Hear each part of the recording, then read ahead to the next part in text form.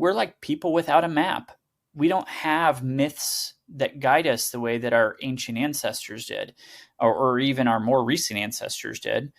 And we don't really have the tribes we used to have. And I think that makes us really susceptible to being oblivious to the fact that we identify with political movements that are taking us down roads that are frankly just destroying us. This is not good for anyone.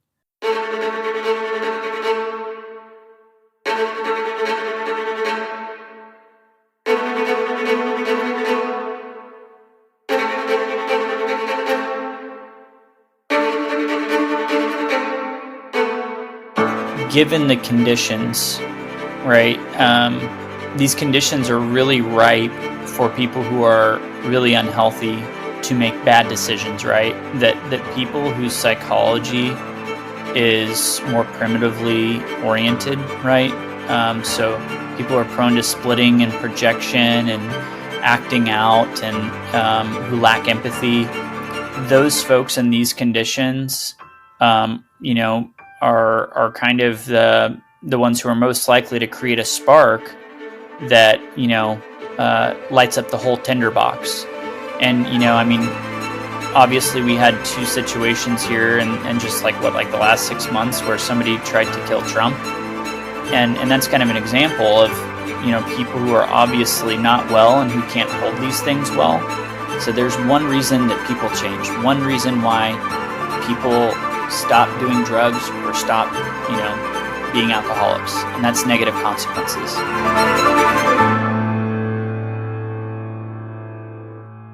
This is Alone and Unafraid. This episode is brought to you by Cadence Wealth Partners.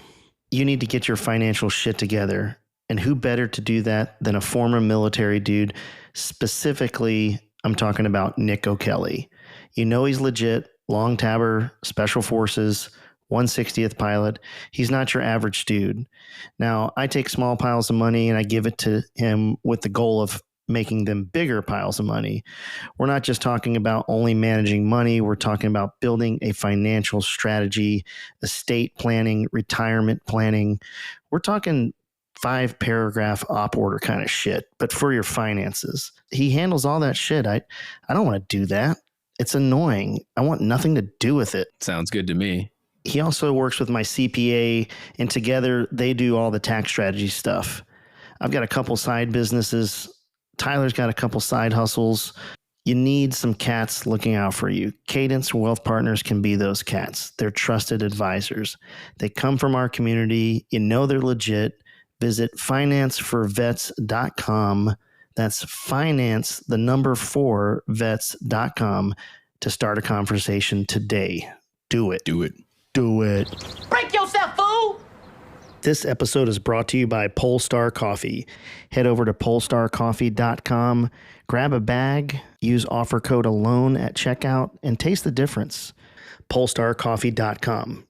Welcome back to Alone and Unafraid, where we explore the intersections of everyday life, mental health, and mindset with ordinary people who have or are now facing incredible challenges. My name is Thad King, and I'm your host. Let's just get into it. We've got Adam. Adam has the first distinction of being our first ever repeat guest. So, Thank you, guys. Yeah, welcome back. Thank you. I appreciate we're happy to have you back. Yeah, if you weren't familiar with Adam, his work, you can check out episode 22. You can also check his book out, Odysseus and the Oar. Consequently, I didn't realize I'm actually wearing the book shirt today. So I thought you planned that. I was like, well played. I'm glad we both didn't show up wearing it. Yeah, I thought, but it's a cool shirt. If you just want a badass shirt, go to what's the name of the printing company, Adam? Dead Reckoning Collective. Dead Reckoning Collective, yeah. They're the publishers. I'll put it in the show notes. You can go in there, pick up the book. It's an awesome read, and the shirt is cool. You can get them in OD green and black. You have a black one, Tyler? No, I got the same one you got. Oh, okay. You can get it in black too. So they're cool shirts. But we were talking before the show about Adam's work with the battle within, and kind of the issues you're having right now with the current political climate in America. What's going on with that? Yeah, so it's kind of a few things happening at one time for us, right? And at the end of the day, when you're running a group therapy program, the most important thing when it comes to the group is group cohesion. And so in individual therapy, right, the most important thing is the therapeutic relationship between the therapist and the client, because the stronger that relationship is, the more trust the client is going to have, and the more risks they're going to take, the more vulnerable they're going to be, the more they're going to open up, the more they feel able to explore things that are really scary. Like when you have a lot of confidence that therapist is going to be able to go to dark places with you and help you come out the other side, you can just do so much more. A lot more becomes possible. And group therapy is similar but different, and that in group therapy, you have to have good group cohesion.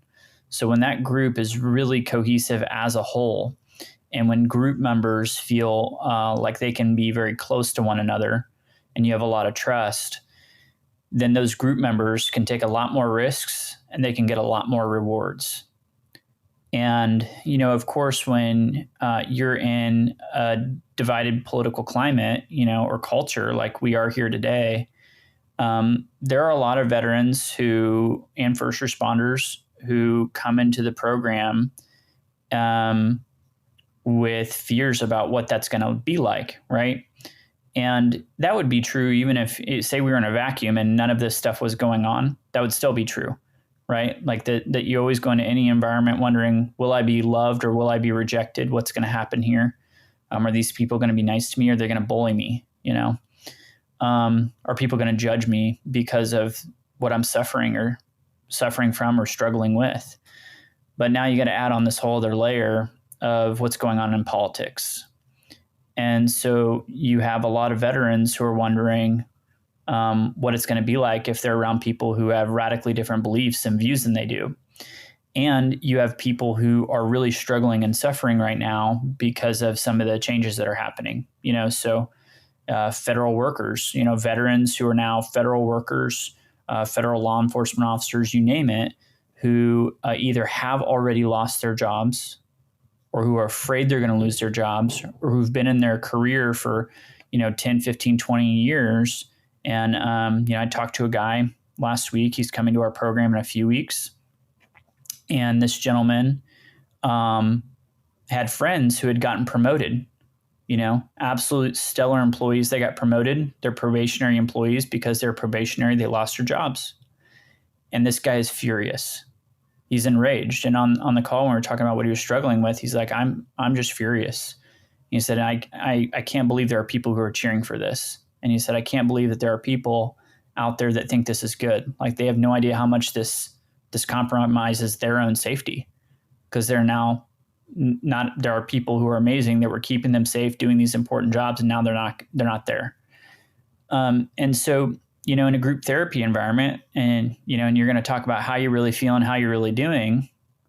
Well, that's a hell of a risk to say, here's what I'm struggling with, and to wonder if there's another guy in the group that's going to be somebody who has been cheering for some of these things.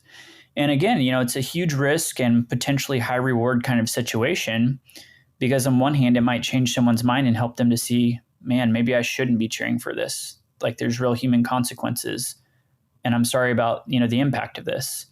But then there's also the possibility that they say, well, fuck you, and fuck your job. And I don't really give a shit. We need to cut our debt. And if there's some pain to that, so be it. So it's a complicated environment to be doing therapy, and needless to say, so a lot of challenges there.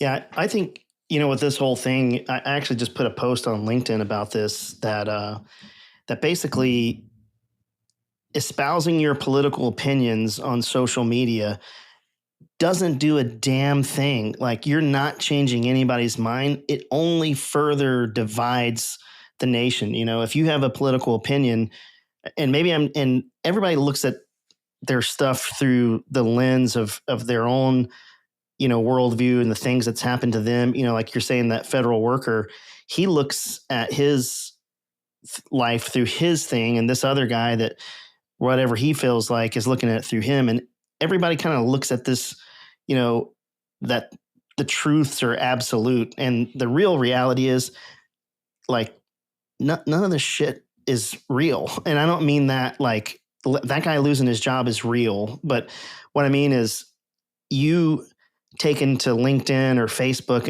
and throwing your opinion up there, all it does is, and I don't know if you guys have had this, all it does is drive a wedge between people. But I've actually lost friends.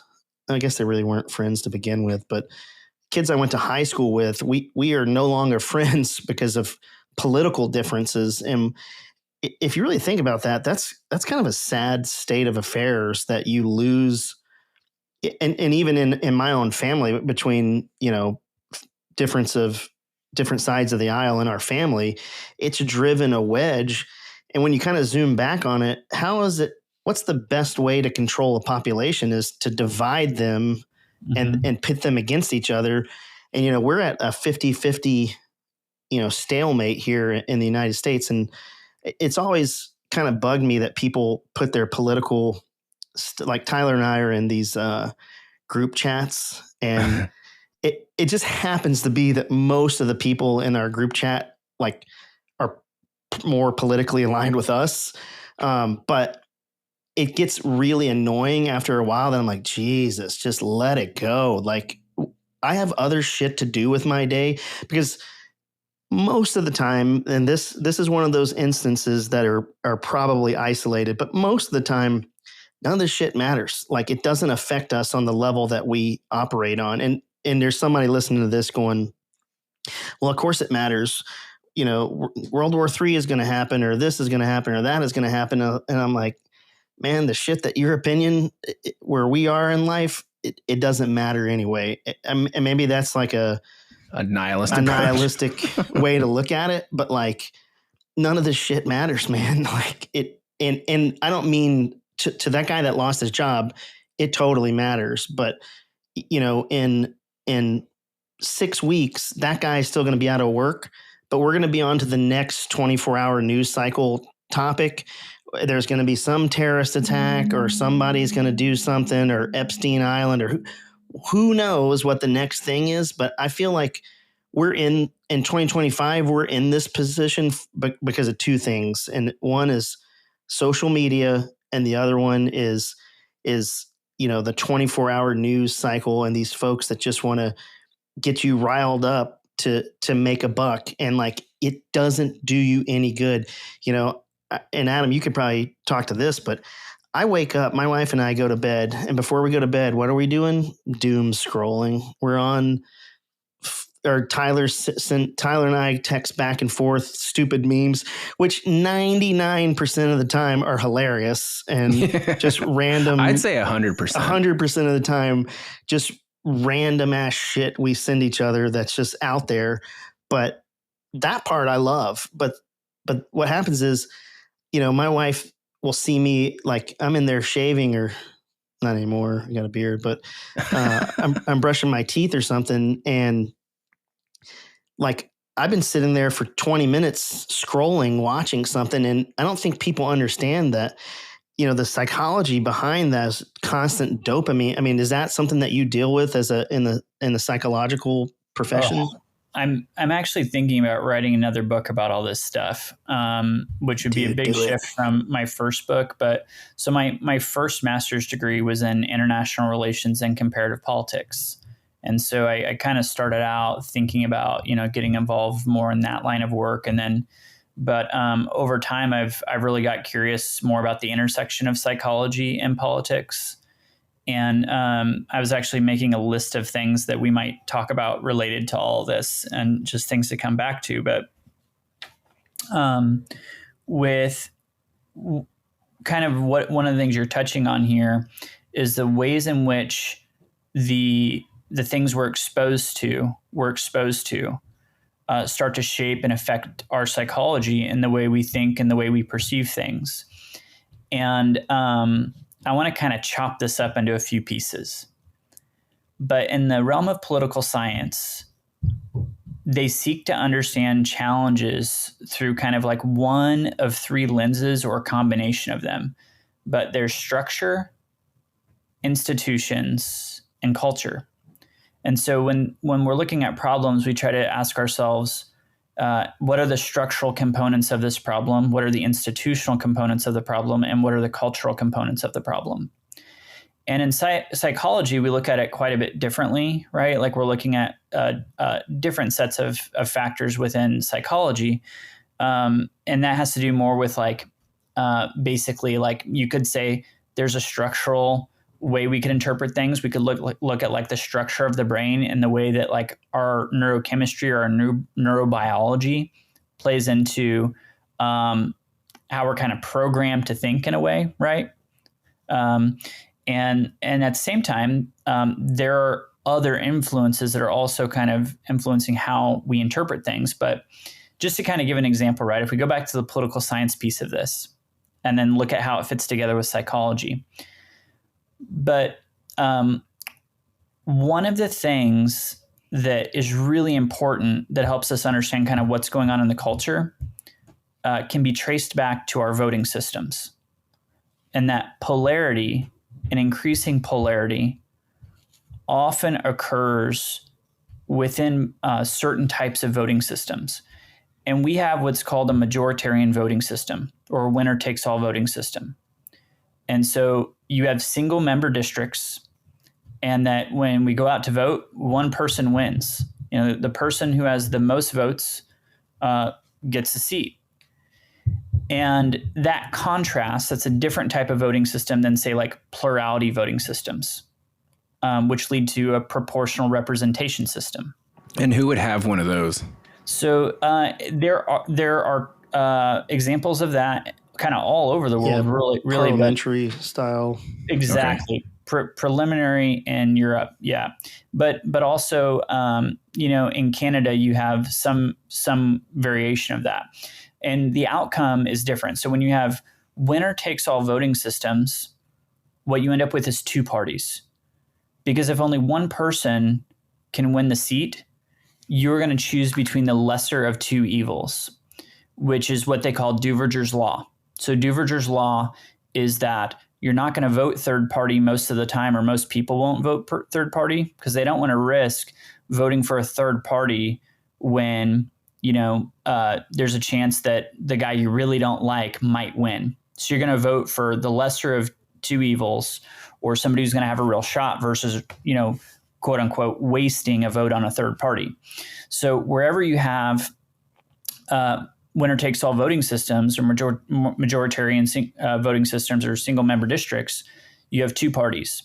But then when it comes around to primaries, for the most part, the only people who really vote in primaries are your most passionate party voters.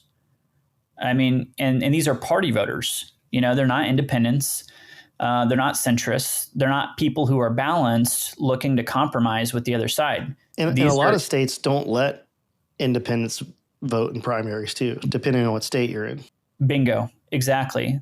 And what you're getting in is that when we have primaries that are selecting who's going to run for president or run for office, you're getting usually your hardline party voters. They're not looking for the guy who's going to compromise. They're looking for the guy who's going to give them, the whole kit and caboodle. They want everything. They want all the hard party line stuff. So what happens over time, which, I don't know if the viewers can't see my fingers, but I'm holding my fingers close together right now. But over time, over decades, what happens is that these two parties get further and further and further apart because both parties are choosing the most radical candidate, not the centrist candidates.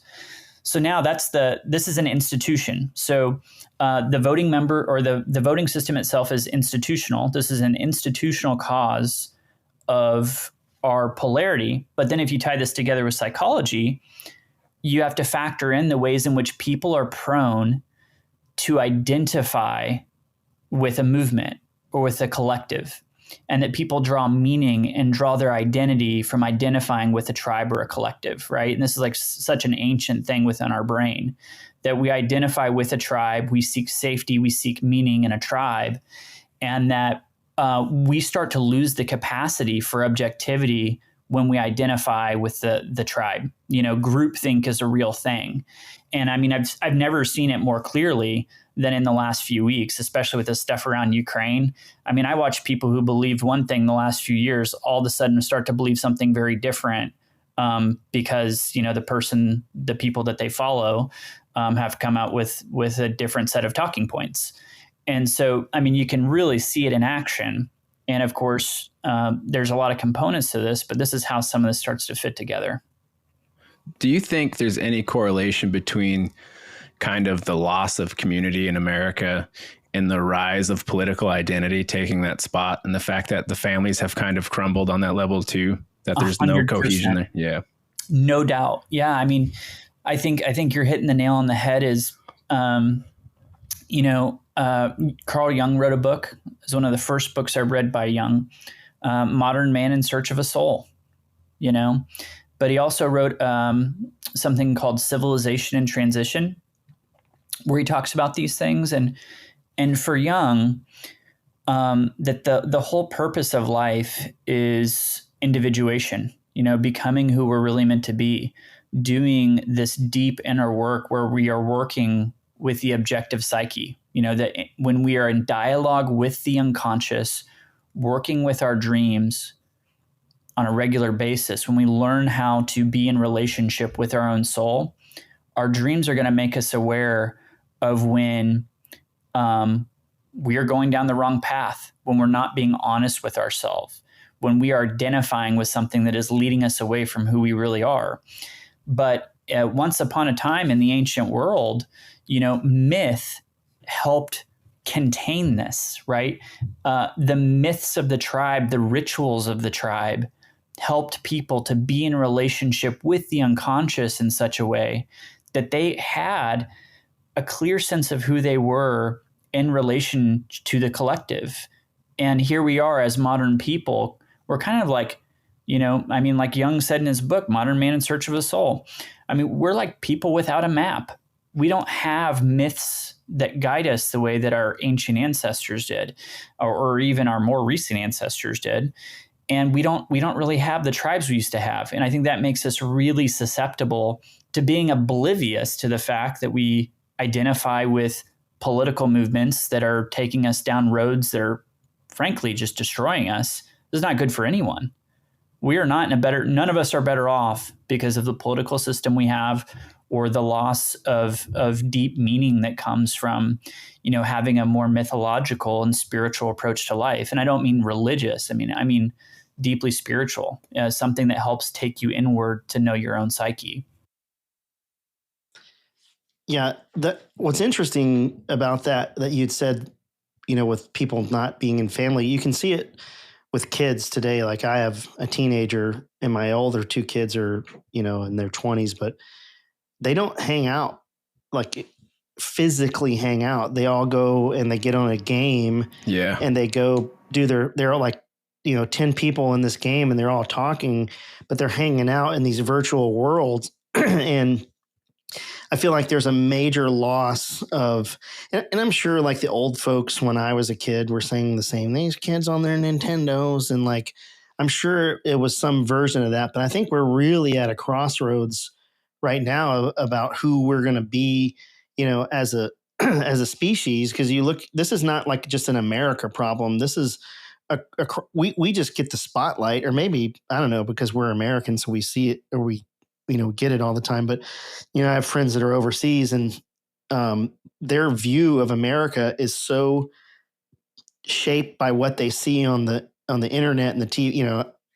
I was in the UK over Christmas, and somebody was like, I can never go to America. I'll get shot. And I was like, what are you talking about? Like, there's like places I would never go. And even in those bad places, the probability of me actually getting shot is fairly low. If I'm doing bad things with bad people, yeah, that's going to go up. But it's always amazed me about, especially Europeans' view of America. And I think some of that's rooted in probably some form of jealousy, because, we're like the popular kid. And we used to be. I mean, like now we're like the infamous kid. Yeah. Like we're I mean, but that's my thing is like, how do you know? Because everybody's watching what is put on TV. And I guess my point to this is, I think what would be better is if everybody just looked inwards and kind of made their circle small. You get your Dunbar's number, and like in your inside of your local community. Now you guys can have the argument all you want at your local level, but it has to be things that affect you, like actually affect you. On your day to day. Yeah, like your day to day.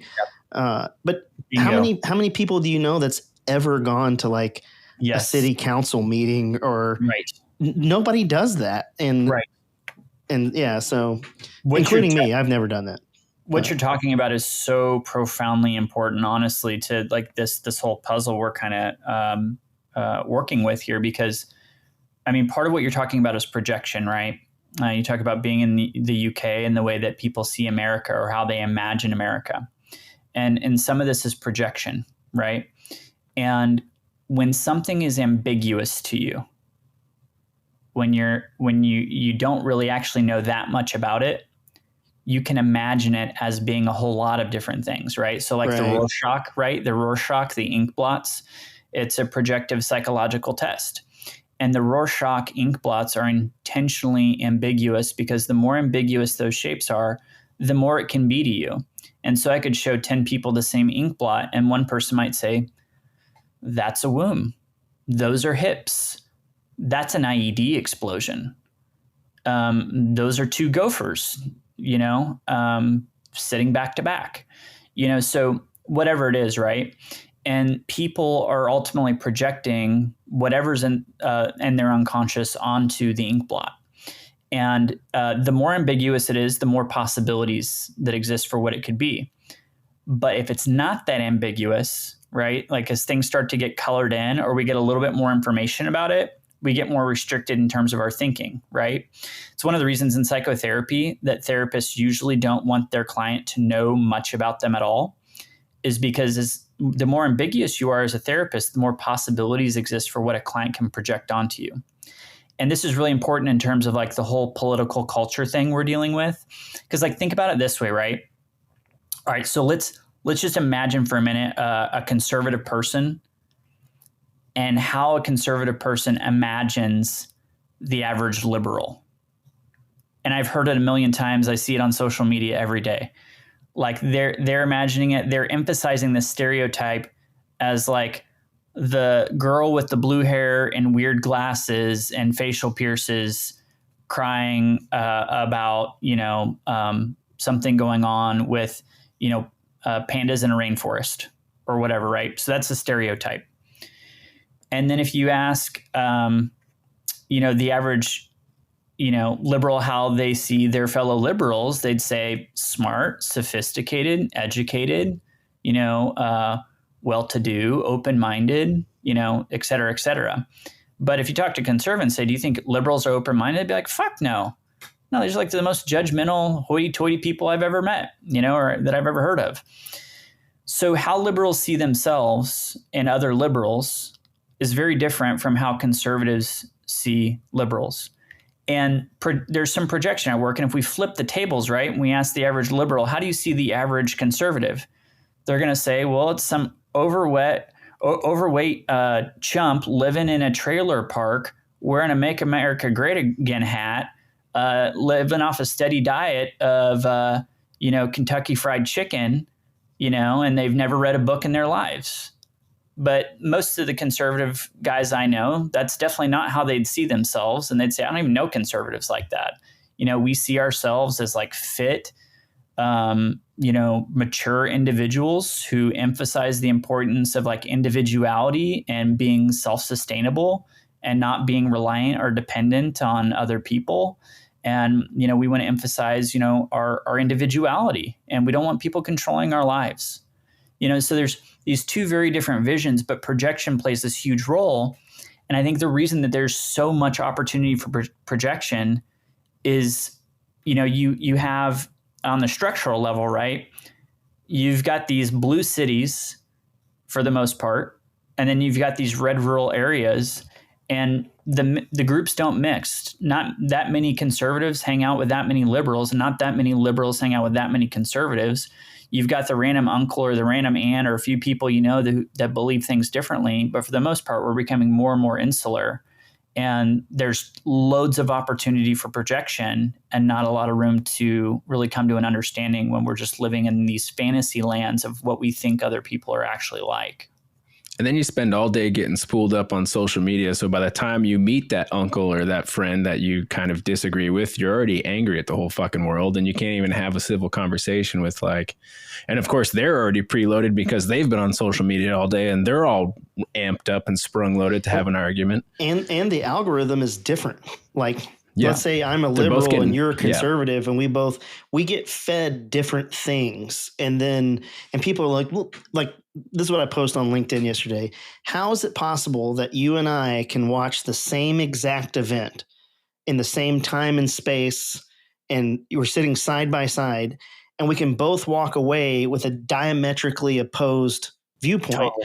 So right. if you think about that and you go, it's all bullshit then. So because it was all decided with all the things you put in your head prior to that moment. I'm snapping my fingers over because I'm like, yes, exactly. That's it exactly. And there's something called the Bayesian brain model. And kind of on the most basic level, this Bayesian brain hypothesis or Bayesian brain model, when it's looking at what's going on with our psychology, a lot of what it's looking at is that we want so badly for something to be true, that our psyche wants certain things to be true, because if certain things are not true, it's a major problem for our psyches. We have to find ways to defend against it. It's a lot of work to change things. The whole neural net, everything's programmed to go to keep certain things that we believe are true. We want to continue to ensure that they remain true for ourselves. And even when they're not true, we will work very, very hard to find a way to make them true. We will do things in our environment. We will change the way we behave. We will try to, even in the context of relationships, if we want someone to fail us, we will behave in ways, act out in ways that frustrate them so much that causes them to fail us. And then we can say to ourselves, oh, look, it's just like I thought. This person was going to fail me, and look, they went and did it. Right. So that's kind of just an example. But this happens all the time in our relationships, including within the political realm, and how we relate on politics. We want so badly, when we watch the Trump and Zelensky and JD Vance debacle, you look at that and certain people want a certain thing to be true on both sides of that. People want Trump to be a master statesman who knows exactly what he's doing, and this is a calculated move, and he's doing a really good thing here. And then you have other people watching it who say, look at this buffoon and how dangerous this is, and this is going to lead to World War III. And they're both right, They're both so confident that they're sitting with the objective reality, and no one else could possibly be. Anybody who sees it definitely. I had a guy the other day who said, if you believe this, you are brainwashed and you need to reprogram yourself. Yeah. I was like, oh, okay, dude, I'm right. Sure you got this on lockdown, Well, and then that goes back to the not being able to talk about anything, because I don't really ever pick a side. There's things that if they were to happen, the things that these guys say on both sides of the aisle, there's things I would like on, whatever. But the fact is, I'm open to talk about it. And I'm open, and there's pros and cons of every decision. Nobody makes the right decision all the time, especially when you're talking at scale for an entire country, outwardly facing to the entire world. No singular decision is going to be the right decision on a large scale like that, right? Bingo. And so there's parts and pieces where you're like, okay, I see where that could potentially be good. You have to wait to see the outcome. You can't just sit here and say, and again, there's things that you can look at history and notice as trigger points and be like, okay, well, the last time that happened, it went down this path. And the last 5 times that happened, it went down this path. Yep. Here's a weird, I'm going to hijack this part. I've got this weird theory. But before I do that, this is, I'm going to expose my inner nerd, and you'll know how nerd already exposed. Yeah. But there's a quote from the arguably the worst Star Wars movie. Jar Jar Binks. I would argue anyone after the original 3, although the last 2 were okay. But in episode 3, which would be the 4th one, right? I don't know. I can't. No. I stopped No, following. yeah, sorry. The episode 3 would have been the 6th one. It's whatever. Maybe. Nerds unite. You'll know what I mean. Which one is it? This is Revenge of the Sith, arguably the worst one. This is where Anakin is like all whiny, and he's like just a whiny little bitch. But And that's objectively true. Where he gets That's like 100%. 100%. His eyes are like all dark underneath. Yeah. And there's a quote in there that says, "Only a Sith deals in absolutes," and like that's stuck with me for a long time. And I don't mean like Siths, but I mean like when everything is an absolute, you're a dick. Like nothing can ever be absolute. So that's absolutely that's my one point. My next point is this: is you said when you make a decision. What did you say, Tyler? Like, you made a decision and it could be the wrong political decision or whatever, right? So here's my thing about decisions, and this is a little slightly off the conversation, but there can only ever be the decision that you make, because you come to a fork in your road. You've got to make a decision. Once you make that decision, it was the only decision you could make, because you can't double back and remake the decision. You can't go back in time and make that decision. Therefore, that's the only decision you could have ever made, and it was the right decision, because you can't be in 2 places at once unless you do that double blind split or slit experiment. Are you guys familiar with that? If you want to talk about the fucking string theory and the what do they call that? Multiverse. Oh yeah. What is it? Schrodinger's cat or whatever. Schrodinger's cat. That's Schrodinger's cat. Yeah. Anyways, when you come to a decision, whether it's political, emotional, psychological, like I quit my job, that was a decision. It was the only decision that I could make because I made it. Does that make sense what I'm saying? Yes. Yeah. So. And which can be viewed on both ends of the scale as a really good thing to do or a really bad thing to do. Yeah. Right. And you can hold up different parts of that lens. Like, it's really good because it's probably going to give you the space required that you need to go on and do the things that Thad needs to do in his life. Or it's a terribly stupid decision because, you have a family and you need that paycheck, right? Like and both are simultaneously true. Correct. Yeah. Right. Yeah. When you mentioned, I'm glad that you gave that example about the Sith. Because I was thinking the same whenever Tyler shared that. I was thinking about the same kind of thing, not with the Star Wars reference, but I was thinking about splitting.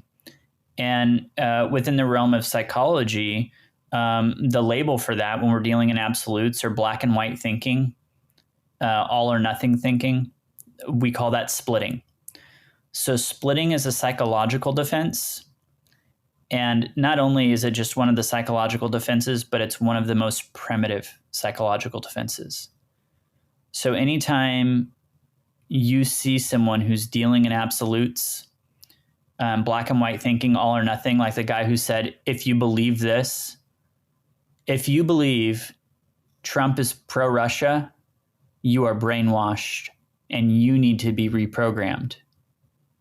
Like, that sounds creepy. And that for someone to say something like that, right? And to not be able to say, no, I could see how you could say Trump is pro-Russia. I mean, the Kremlin themselves did make an announcement from their podium saying they were glad that Washington's finally seeing their point of view, or that there's plenty of other things we could look at here too, to say, well, Trump did say Zelensky was a dictator. They have suggested that there need to be elections as part of a deal.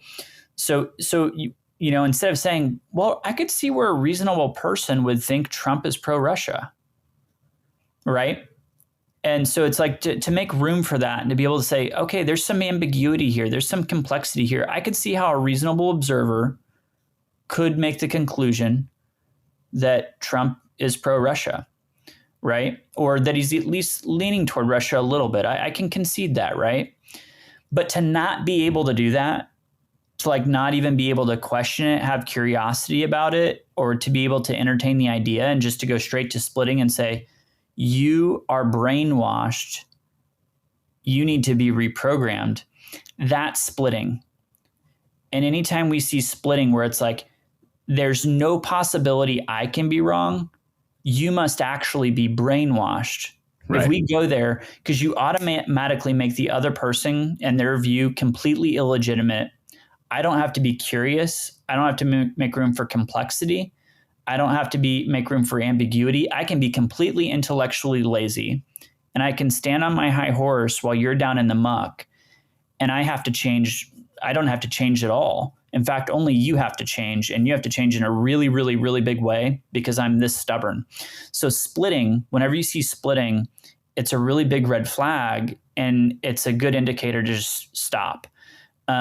Because there's a good chance that this person has significant psychological hurdles that will prevent them from ever seeing anything differently. So it's one of the most primitive defenses, and I'll never forget. So on stepping back into the realm of politics, when I was an undergrad and I took my first political science course, my professor's name was Akis Kalitzidis. He was Greek. And one of the first things he said in my first political science class was that politics is compromise. Politics is about relationships. That's all politics is. Because anytime you're making a deal, you're having to compromise. That like what's good for the farmer might not be good for the factory worker.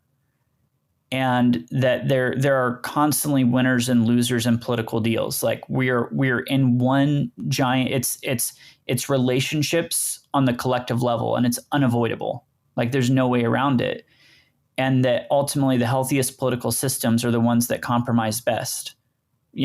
That's what it's all about is how well you compromise, how well you make these deals work for everyone as much as we can. And the fact that our politics has just become about winning, right. That like it's to subdue and defeat and overcome the people who believe things differently. It's like, yeah, guys, this is like this is how every civil war ever begins. It's because it's monetarily lucrative right now. You know what I mean? Like if you win, you're guaranteed to get a lump sum of money for the rest of your life. And so if you can win a political seat somewhere, the world just opened to you in your bank account. Yeah. That's interesting because what's the psychology behind people thinking they can change other people's opinion, because there was a phase when I was younger that I was like, I'm gonna put this shit on Facebook and people are gonna like read this and they're gonna be like, oh, the light's gonna come on. Like, is there a psychology behind that like, because now I'm like, man, I can't fucking change. I can barely change my own mind, let alone somebody else's mind. That was the first time you could speak to the world, right? When Facebook came out, that was the first time you could tell everybody how you felt, as opposed to the dude sitting across the table from you. I think it's like a whole like ego, like a beating your chest, like, hey, look at me kind of thing. And even like my post on LinkedIn is kind of a, hey, look at me. Like it's some version of like virtue signaling, like, hey, I'm above the fray, guys. Chill the fuck out. Dude, I have so much shame. You're bringing back some terrible memories for me. This would be so much better if we could just go back to telling war stories like last time we talked, because when that looking back and what happened in Solder City is like way easier for me emotionally than looking back to the early days of Facebook, where I would start out a political argument with, I have a master's degree in international relations and comparative politics, and I know more about this than you do, you fucking dick. Well, I mean, that's the whole thing about war. Like, it's Tyler and I talk about this all the time. It's like, it's easy, simple. Man. It's simple. Yeah. I got to go do this thing, and I'm going to go over there to these guys, and I'm going to do these bad things to these guys because they're going to do the same thing to me. But if not worse, but even then, it's not absolute. Like, it's still, there's still like this weird, when you kind of peel back the layers, especially I think when you deal with the GWAT, right? Because here's a great example is Do you guys know Laura Logan? Do you guys know who she is? She's the, No. I think she's on Fox now. She was on CNN for a long, actually, you will remember her. She was the correspondent that was in the downtown Cairo that was ultimately gang raped on the Arab Spring. Do you guys remember that? Holy shit, no. Vaguely. It's horrible. Look it up. It's horrible. Don't look it up. Actually, it's just horrible. Nobody should ever have to deal with that. She is a fucking badass though. Like if you go and you can kind of pinpoint that as a turning point in how she did things. But the story is in 2006, maybe it was 07. I picked her up in downtown in Baghdad at Washington heliport for the nerds out there that remember that place. And I remember because we didn't have a lot of females. She's a South African, blonde hair, blue eye, very attractive lady. And she got on the bird and she smelled really good. Like a lady smells. And we could all immediately were like, oh, and everybody's like clamoring to try to like we're going to impress this lady or whatever. She's like a war correspondent, and some dipshits and, air crew is going to be like, oh, hey, I'm going to go out with you. So we pick her up and she gets on the ICS, the intercom system, to talk to us. And I was like, hey, Miss Logan, we're going to, time a flight up to, I think we're going to Fob Warhorse, which is Dial River Valley. We're going to go up there. It's like 20 minutes up there, 30 minutes up there. I was like, hey, and at the time she was a CNN correspondent. And I was like, hey, how come you never show the Iraqi villages that cheer when we go by? Like on the news, it's always like all the bad stories and like how they hate Americans. But there's a sect of a lot of Iraqis that love us here, At the time, the Shias loved us, but fuck that one up.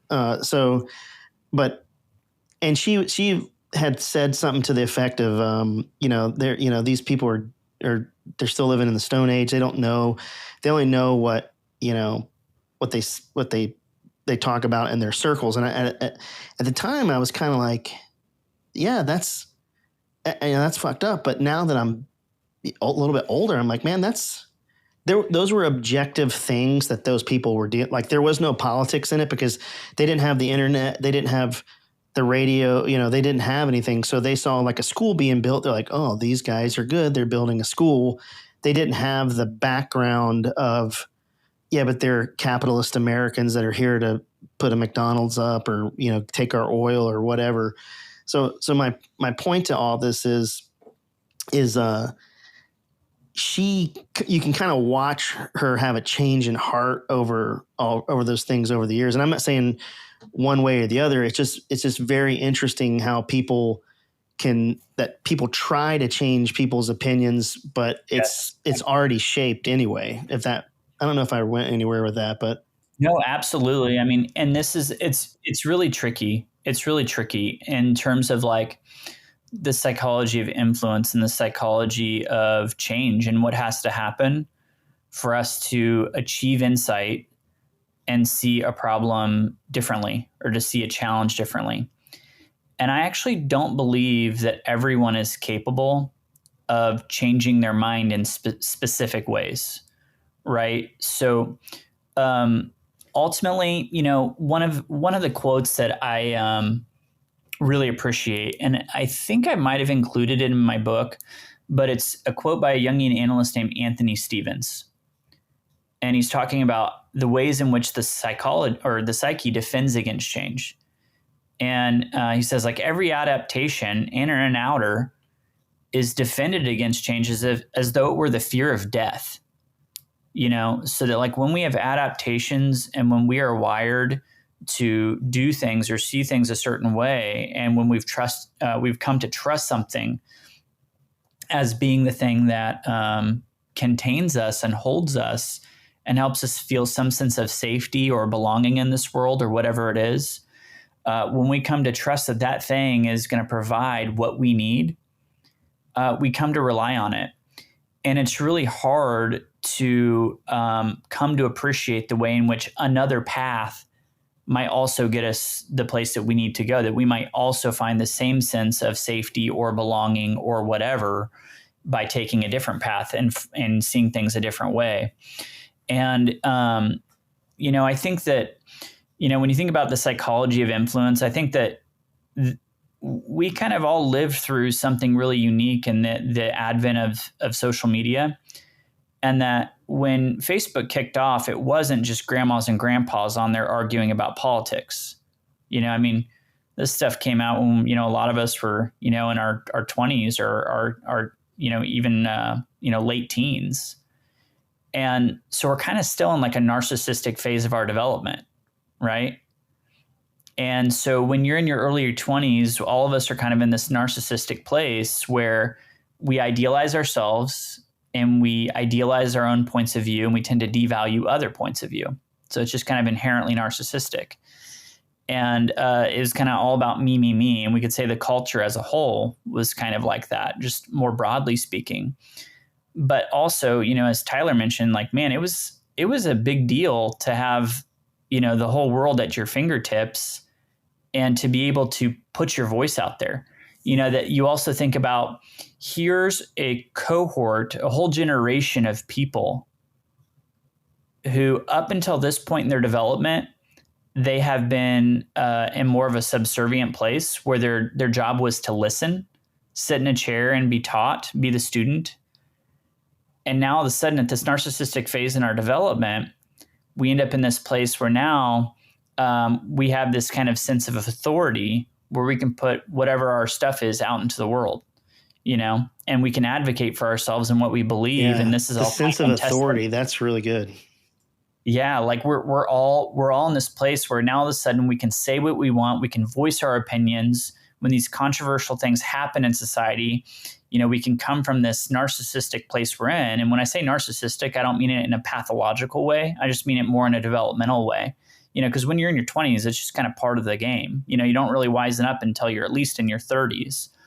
But we're also testing, I think, a kind of dialogue that was not especially common in our culture. Like nobody, for the most part, very few high school classrooms or even college classrooms for that matter are places where people sit down and really talk about their differences or have debates and have discussions about problems. So here we are figuring this out on the internet for the first time ever as a society. Like our whole generation is figuring out how not to have relationships and how not to have discussions.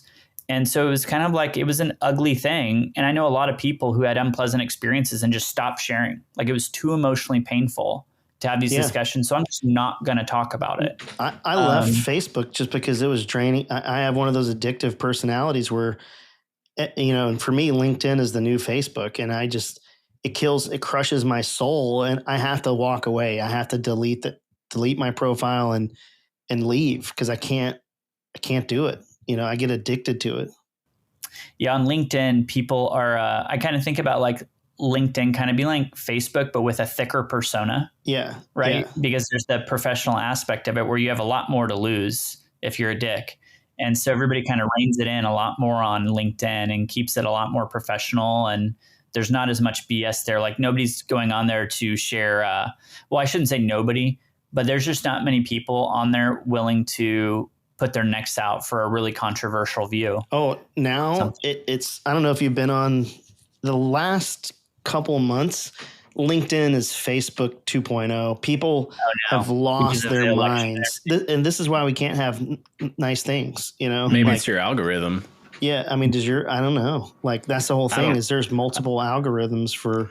I don't spend a lot of time on there. I haven't been on honestly the last few months. So this is news to me. It's hot garbage. Like, and the problem with LinkedIn is everybody's projecting anyway. They're all full of shit anyway. Like it's so disingenuous when you read, nobody speaks like the way, like when, hey, I got a promotion, right? And it populates your promotion, or I got a new job. And it was like, fantastic, wonderful leader. Great stuff you do all the time.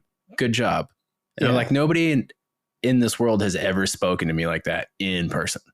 None of those words have ever come out of anybody's mouth ever.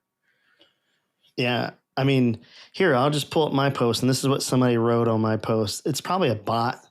And that's another thing. People don't understand how many, like, Eastern European troll farms there are, or like that the Chinese are actively, like, trolling people because it's in their best interest to divide America. Like, Right. keep Bingo. fanning the flames. Bingo. But somebody posted, here's like what Tyler was talking about, disingenuous. This person posted on my on the thing I wrote.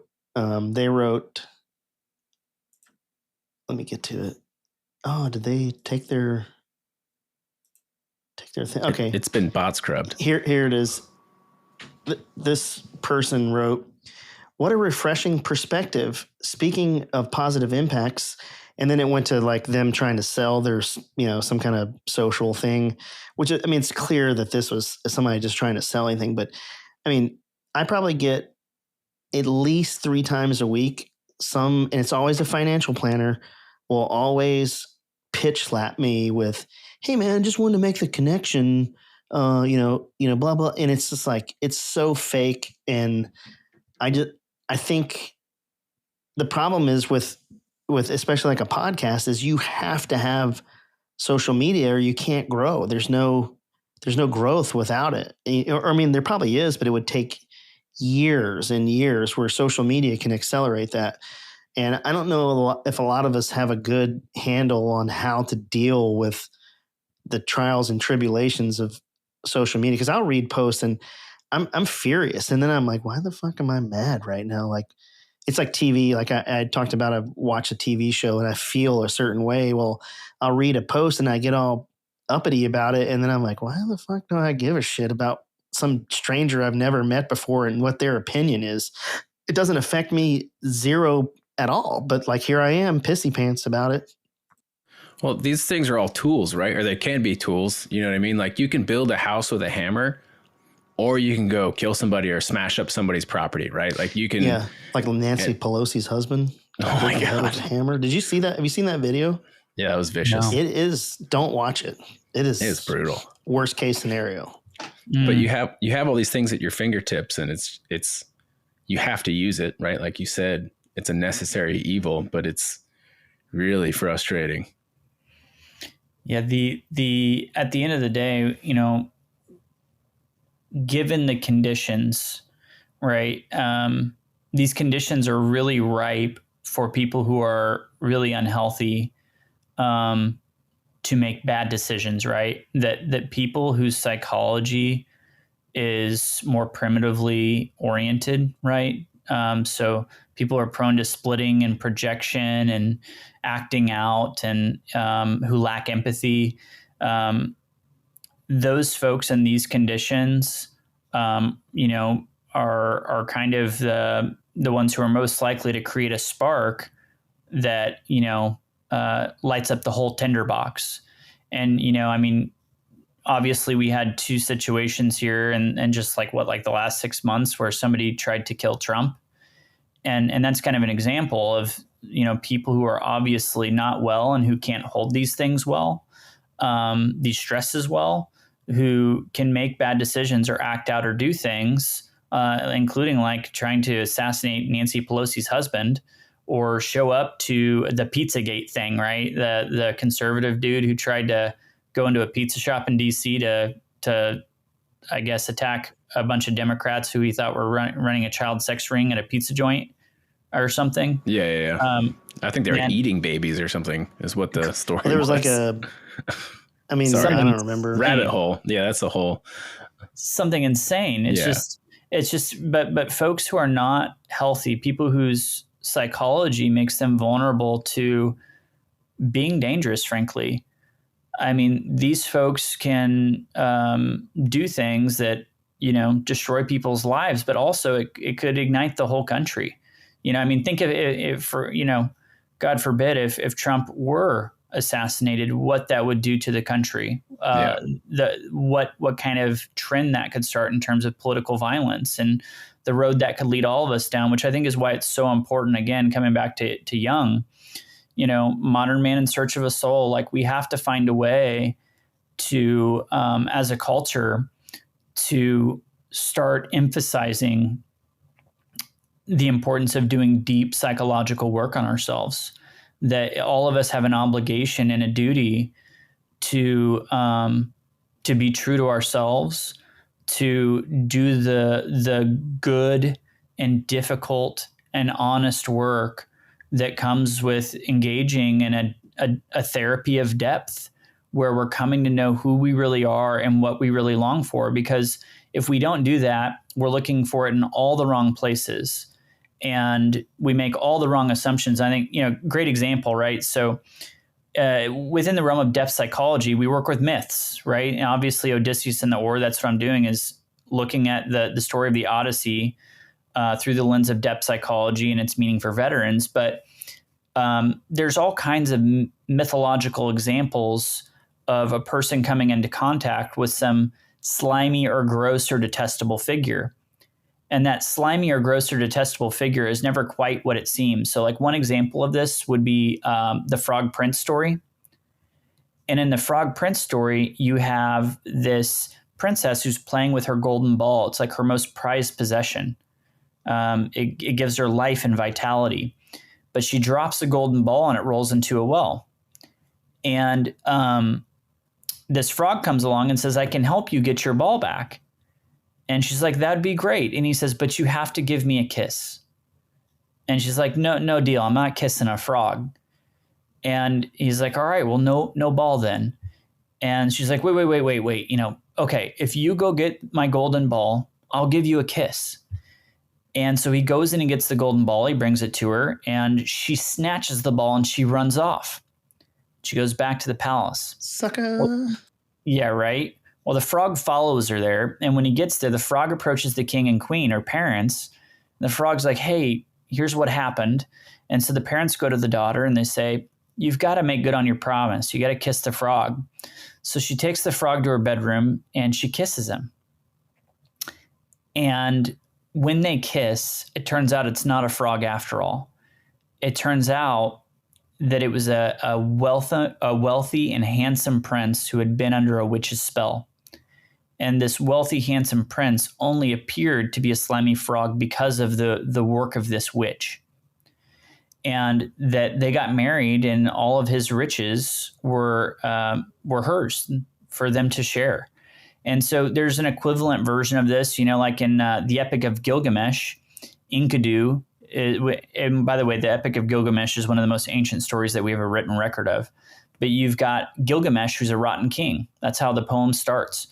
And when the gods and goddesses hear about how rotten Gilgamesh has become, they make an equal for him, which is Enkidu, who's a wild man covered in hair. And it's through the relationship with this wild, hairy, detestable figure that Gilgamesh is ultimately transformed into a healthier version of himself. And same thing. They become like best friends. Best friends until Enkidu dies. Yeah. And it sets Gilgamesh on this journey of grief, and which transforms him into a healthier, more mature person. Then you've got the story of Iron John. Same thing. Iron John is not a wild, hairy beast. He's actually a wealthy baron who has gifts to share.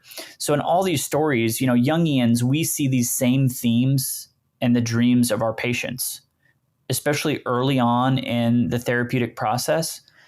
Patients will often have dreams where there's some figure who is detestable. It might even show up as this guy who you think is a fucking dick. But somewhere inside of you, there's this thing that you find gross and you hate it and you think it's shit. And that in some way that represents your own shadow. And this part of you that has been rejected or pushed away and repressed or ignored. And that when it's repressed or ignored, it always shows up as being ugly. But as we really get to know it, we find out it's actually got riches to share with us. And that's where I think all this stuff kind of ties together, right? That if we can do our inner work and recollect our projections, right? Take back the thing we project onto this person or that person. Take back the thing we project onto Nancy Pelosi and Chuck Schumer. Take back the thing that we project onto Hillary Clinton. Take back the thing we project onto Bill Clinton and Barack Obama. Take back the thing we project onto Donald Trump and J.D. Vance and Marco Rubio. Take back the thing that we project onto George Bush.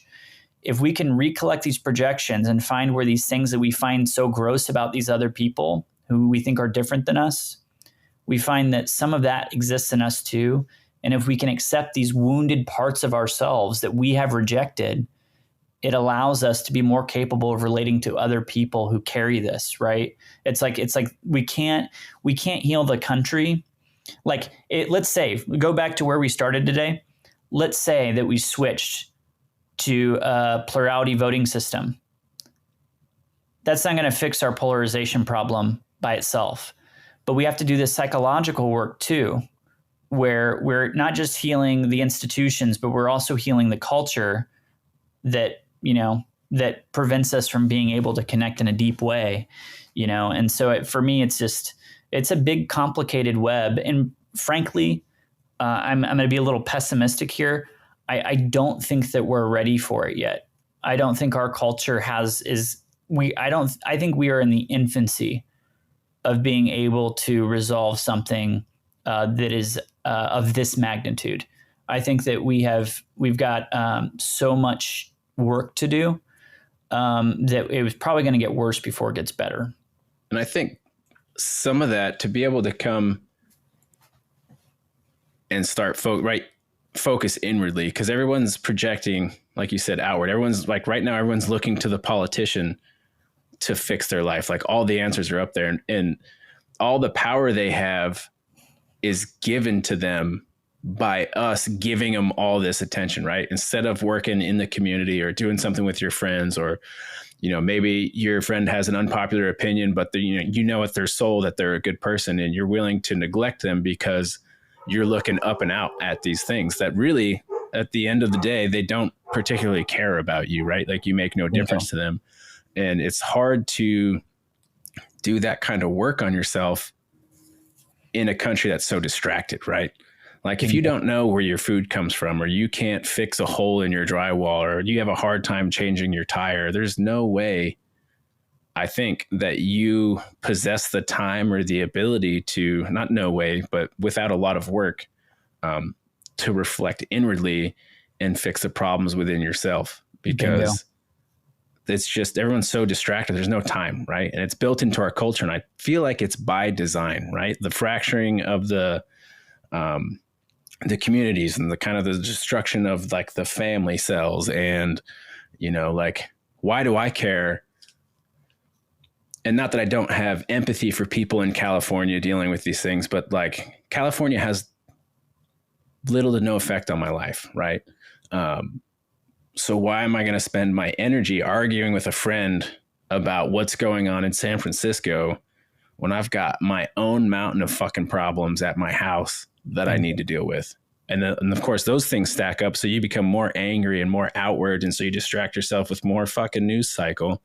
And then you pull up your phone and you go to your friend who you have a disagreement with, and you fuck send it again. Yep. Right. And it's like a sick cycle. Yeah. If you are identified with a collective, if you are lending all of your psychic energy to what is going on the collective level, you are never going to be happy. And at the same time, I mean, I'll be honest. I mean, do I love everything that's going on right now? No, I do not. Is it ruining my life?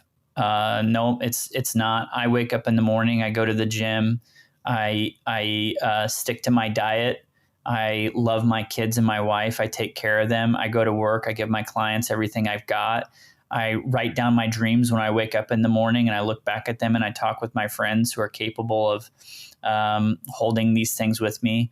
I am too focused on doing my work and being true to myself and the people I love to really give a fuck.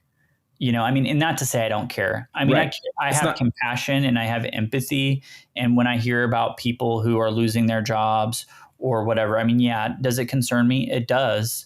However, it's going to get a limited amount of my time and energy. Right. Can I solve this problem? Is this something I can affect change on? Right. Bingo. Yeah. Most likely not. Yep. And, people are like, oh, well, you have to vote. And like, I get it. But at the end of the day, there's going to be things, regardless of who you vote for, that aren't going to go your way. And they're not going to go to the way for 50% of the country every time. Yeah. You know what I mean? So I don't have the energy to deal with that shit. No. Yeah. We need like a healing medicine as a culture where we're able to like divest from the fantasy that the solution rests in a person or a person's policies, or even a set of policies, or in a party.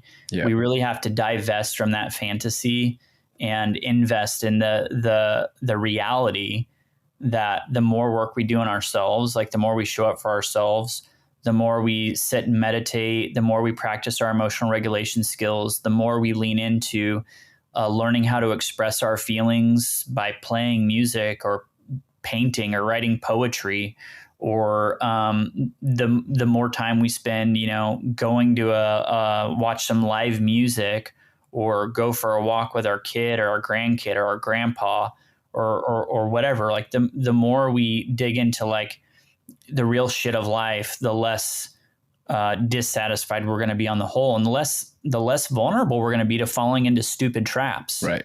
I mean, you just don't get conned as easily when your life is rich, Yeah.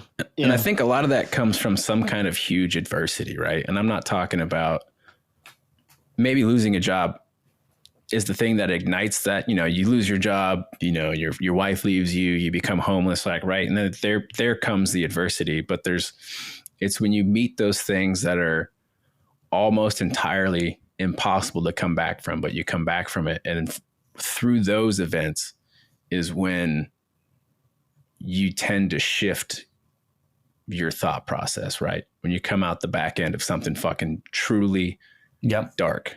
And I think on a large scale, and I hope it doesn't happen, but I don't think you're going to be able to snap people out of this hypnosis that they're kind of in without some very large, catastrophe. But it has, I'm not saying it has to be, but it has to be so catastrophic that people start to remember what humanity is, I guess, in the end. It was like that after September 11th, but look at it now. I mean, it's 24 years on, and we're more fractured than we were, before September 11th, I think. Yeah. And for sure. One of the things well, you even saw it in the first couple. Sorry, you even saw it in the first couple of weeks of COVID when nobody really knew what was going on. It was kind of like, hey man, let's kind of all cooperate because nobody really 2 knows weeks to flatten the curve. Yeah, and then it became like pure fucking chaos after that. Yeah. But there was a moment where it was kind of like, all right, well, do we all have to do our thing, and what is that thing? And then there was kind of a little bit of cooperation, but that went away pretty quick too. And I think there's what you guys were saying was we had Daryl Utt. We're actually going to re-record that episode because I jacked up my every time technical stupid microphone. But he has this thing called the grit code, and one of the things in the grit code is control what you can control. And I think that really is a great thing. Is like, don't waste your time and energy on shit you can't control. And like, I can't control the national political spectrum. I can't control what my neighbor is going to do, but I can influence, at least in my own household, and try to control the things that I can control. So I think if you can kind of go through life, and I'm making it overly simplistic, it's not that easy, but I think if the way we get past this is you gotta look inward and focus on yourself and your family and take care of your neighbors and your like the smaller you can make this, if everybody, if you think about it, if everybody just focused in, we could move past this. It's not that easy, but I kind of tend to agree with you, Adam. Like, this is probably going to get worse before it gets better. And it's going to, we need an alien invasion basically to like solve our problems. Like we got to get a common enemy here. I'm trying to remember what it was called. I might look it up. I think it's called the cave robbers experiment. Let me just make sure that this is right. Yep. Yeah. So it was the cave robbers experiment in the 1950s. And if I remember right, what happened was these psychologists staged an experiment where they got a bunch of teenagers together and broke them up into groups. And they were trying to understand the nature of, intergroup conflict and resolution. But they were very effective at creating conditions in which groups got into a deep and even dangerous conflict. So it created this real ethical concern for the researchers, because it was like, this is heading down a dark and dangerous road, where somebody's going to get hurt or worse. And they had to figure out how they brought this deeply divided group together. And what they found is when they gave these groups a shared external problem, they were able to bring them together to work together to overcome that exterior problem. And it's one of those things where we've had some chances here. Everything from 9/11 to to COVID. There have been moments where a healthier society could bridge the gap and collaborate and really come together. And I hate to say it, I do think we may be too far off in fantasy land. Like the polarization is so bad, and I think that we're missing some of the basic ingredients for a healthy repair. I think that there's so much primitive psychology, and it's so pervasive, and it's also so normalized now. So like the splitting and the projection and the acting out, the behaviors that used to be like even just 10 years ago, completely out of the norm and completely unacceptable. The politicians did not behave 15, 20 years ago like they do today.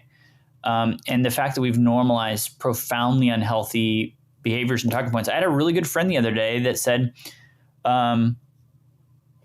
people from the other political party that he didn't agree with are criminals, that they are all criminals, that they're all corrupt, they're all criminals. And I was like, dude, where a basket of deplorables.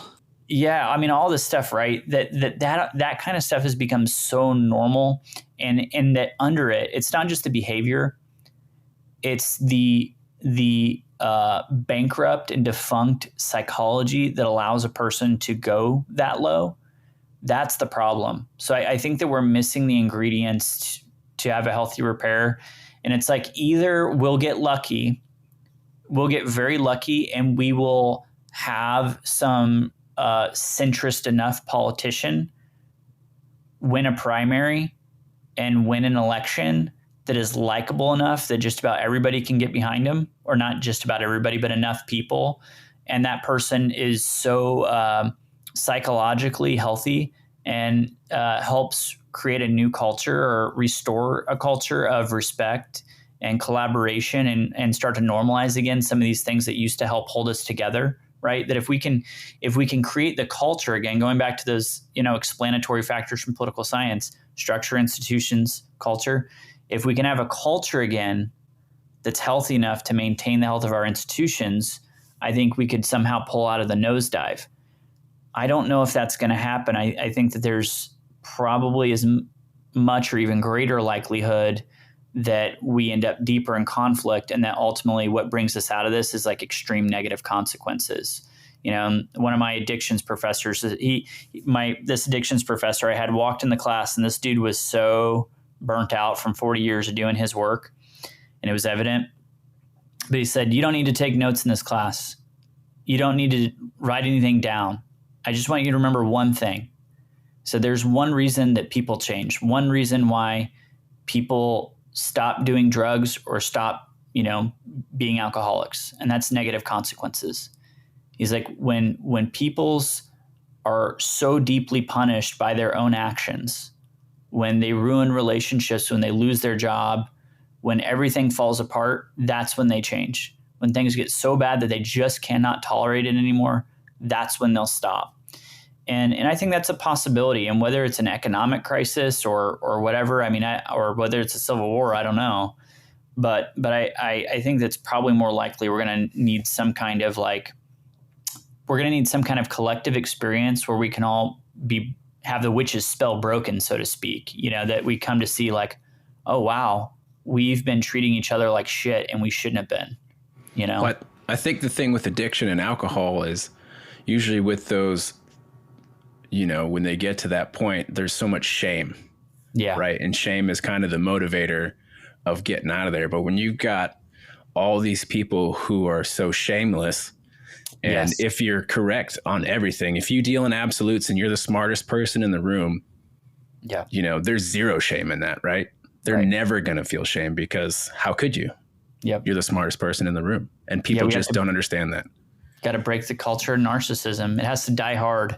Yeah. Somehow this will eventually result in some sort of transformation. I hope it happens in the next 10 years. It might not happen for like 300 years. We just don't know where we're going. I mean, God forbid, the mountain of debt we have leads to some kind of profound economic crisis. I mean, you look back, when I was studying international relations, comparative politics, we talk a lot about crises and the causes of them. And tariffs and trade barriers, slow economic growth. Healthy economies don't just deal with internal money getting passed around. You have to bring in external money. And so, you think about globalization and the relative balance of power and how things go when you're at this stage of your economic development. It just, the pure forces of capitalism, because, folks who are running businesses tend to look for places where they have advantages to be able to run that business effectively, including cheap labor. And so we're in a place where, people are trying to find a way to make things work, and what you see depends on where you sit, right? And so if your business needs X, Y, and Z, and that for you to get the profits you want means moving your jobs to wherever, and then that hurts local people and they're resentful and bitter about it, and they can't find any opportunity and they feel powerless. One of the things that moves people into violence, into acting out, more than anything else, is the feeling of being powerless. When people feel like they have no recourse for their shitty circumstances, that's when they're willing to get desperate and violent. And when people don't have enough to meet their needs, that's when they raid. You look at, we talk about history. You look at people who live in conditions that are very difficult to succeed agriculturally. They tended to be cultures that did a lot of raiding, that were warrior cultures, that they relied on their prowess as warriors to raid their neighbors and steal their shit so they could get by. And so, big picture here, that if we end up in a situation as a culture where people's needs aren't being met and things get tight and, the economy is not able to keep up with people's demand, which, here in the United States, we have pretty high standards of living. We want things a certain way. And if those standards aren't met, things might not need to get that bad for people to start acting crazy, Oh, yeah. Look at Katrina and all the, you're like a couple days away from chaos, Well, you look at the, you're talking about, I know you got to bounce here, but you're talking about, people losing everything. And then that's when, ideology shifts. You look at Germany in 1919, right? And then they didn't sober up till 1945, 1946. Right. And it was like, probably 89. Yeah. When the wall came down, it's, yes, that's 80 years or 70 years of fucking straight chaos for that place, based off a decision that was made in 1919. Yeah, it's wild too. And it's really crazy. I saw a map the other day that was showing an example of what they call a phantom wall. And it was the outcome of the German election.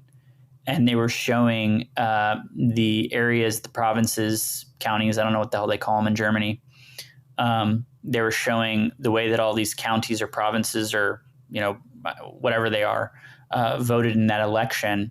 And it basically followed right along where the wall was, that to this day, there are still lasting effects of where the Berlin Wall existed. Yep. And it divides the culture to this day politically.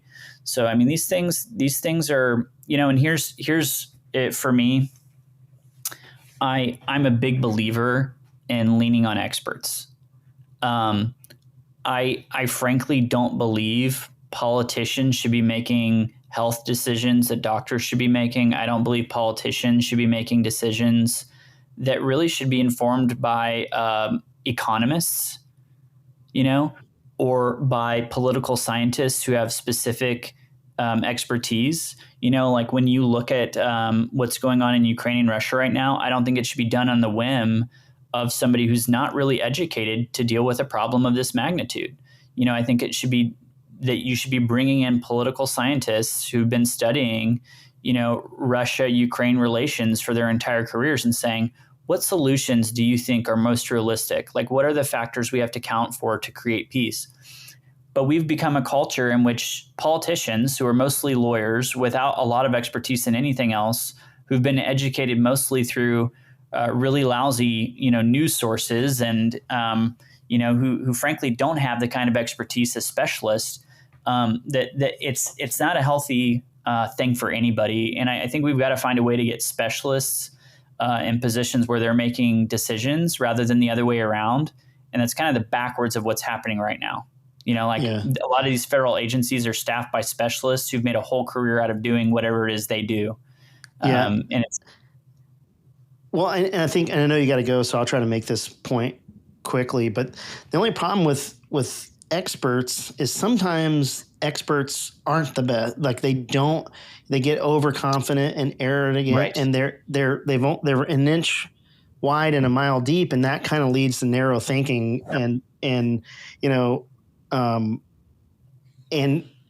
to play the devil's advocate, especially in the federal government, because, well, in 2 weeks I won't work in the federal government anymore, but there are really people that hide out there. Like they're there. And so it's just such a hard, as my granddad would say, it's a hard row to hoe.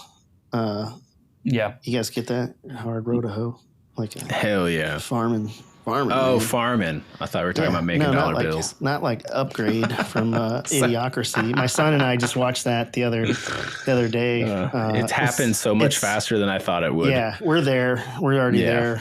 But Adam, I know you got to get out of here. We don't want to hold you up. No, I appreciate you guys. And I'll just say it's, obviously, right, the goal of consciousness, I think, or psychological development is to be able to grow into a greater degree of ambiguity and complexity. And I think that's what we're doing right here, right now is, there's no quick, easy fixes. There's not one solution. We can't just adjust our institutions. It's not just the change in psychology, and there's not just one thing we can do to change that. That there's really no easy fixes here. And who knows where we're going, and who knows how we'll ever get out of this, or when, or how, or anything. But, I think that part of the solution is what we're doing right now, which is just having, honest conversations without, nobody got threatened tonight. Yeah. Nobody's telling anybody they need to be reprogrammed or anything of that nature. And I think that, the best medicine is for people to have conversations like the one that we've had here. So, for me, we got to find a way to build bridges to really get to know people, not just around us, but even people who are much, much different than us. And I think if things go south, you're going to want to know your neighbors better than you know the people in DC, right? And that's the bottom line. Because if shit gets wild, or shit is, a catastrophe, Katrina, right?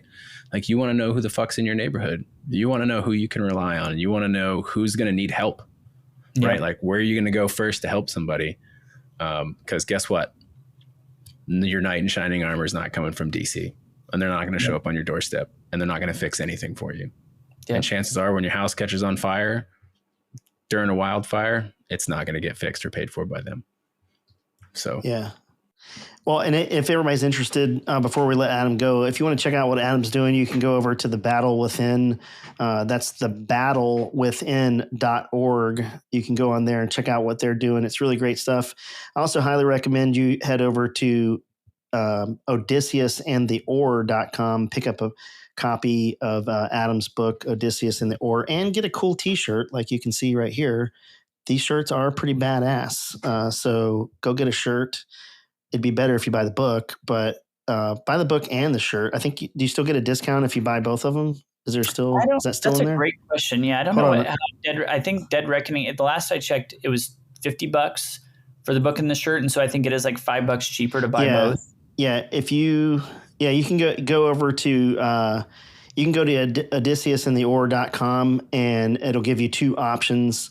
You can just buy the book on Amazon, or you can buy it via Dead Reckoning. I would assume one is better than the other for you, or does it make a difference? For me, whatever works for them works for me. I mean, so the one thing, so if you buy through Dead Reckoning, the nice thing about that is that like all of the money goes to veterans and their families. So, I get a portion. The Dead Reckoning guys, who are also fellow Army vets, they get a portion. And then the people that distribute, that company, which is Mission Essential Gear, it's veteran owned and operated primarily by active duty spouses. The bad news when you order from them is that it's a long fulfillment time. So it could take a couple months to get the book. So it's definitely you're not gonna get it in the next few days like you would on Amazon, where Jeff Bezos will take his cut. But at the same time, it's for me, it doesn't really matter. The main thing is that if people get the book and they read it and it helps them, I think that's all I really care about. I'm not in it for the money. So I'd say just do whatever works for you and your principles. Yeah, go buy the book. Tyler and I both have it. It's a really good book. And the shirts are cool too. And they got some new shirts on Dead Reckoning Collective that look pretty cool too. So, but Adam, I know we're over time. I know you got to go, but I really thanks for hanging out with us tonight. And whoop whoop. You're the first return guest we've had, so we appreciate it. And thanks for coming on, man. No, absolutely. Thank you, guys. I really appreciate it. I had fun. This is great discussion. And one more plug. So I'm a beneficiary from the Battle Within. They've hooked me up. I met an actual culturally competent therapist, and she's been great. So if you need a little bit of extra help or you're looking for something, check out the Battle Within. Oh, yeah, we forgot to hate on the VA on this one. We'll do it again. Well, next time. You're coming back, Adam. You're coming back. We should definitely do that. That would be fun too. Yeah. Fuck those guys. And in like a mature way. No splitting. Like not that they're the worst ever. I'm they're in a split. Bad. They're really bad, but not like the worst ever. They're up there. It's hard to say if they're like the absolute worst, but yeah, I mean, I haven't found anything worse yet. Yeah. I'm still on the search for something worse than the VA, but I haven't found it yet. But I'm open. I will say the VA's come a long way. We give them a ton of shit, but man, I say since 2008, they've come a long, long way. I'm a little concerned that there could be some backslipping potentially. Yeah. But I'm not educated enough on that, so I don't want to speak to it. But man, I mean, happy to have another conversation anytime, guys. Really appreciate you. Yeah, brother. Thanks for coming. Yeah, let's do it. All right, man. Have a good night. Get those kids in the bed. Likewise. Thank you. All right. Later. See ya. Yeah. Thanks, guys.